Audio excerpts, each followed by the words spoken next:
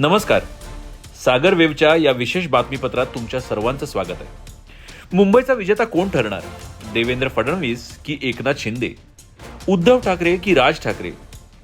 यंदाच्या बृहन्मुंबई महानगरपालिका निवडणुकीत पहिल्यांदाच ठाकरे बंधू एकत्र आले आहेत.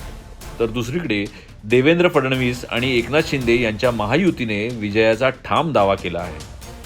आज मुंबईत मतदानाची प्रक्रिया पार पडली असून आता सर्वांचंच लक्ष लागलं आहे ते एक्झिट पोलच्या आकड्यांकडे.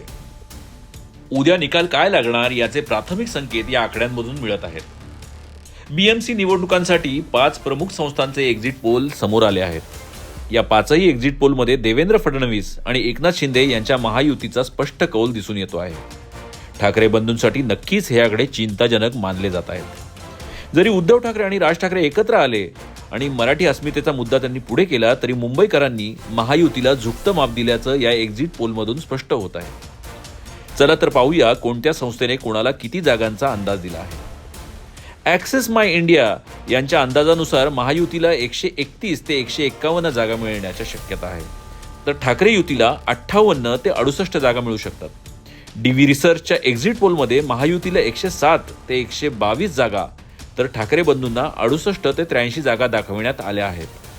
JDSच्या अंदाजानुसार महायुतीला 127 ते 154 जागा तर ठाकरे बंधूंना फक्त 44 ते 64 जागांवर समाधान मानावं लागेल.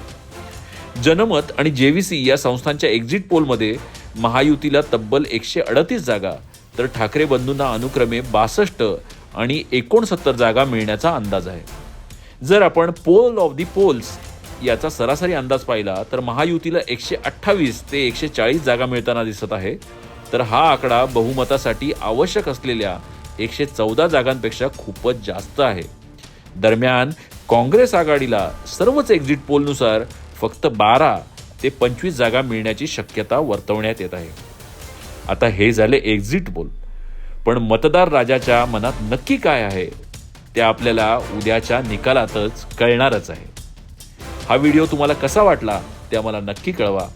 लाईक करा, शेअर करा आणि सबस्क्राईब करा सागर वेव्ह.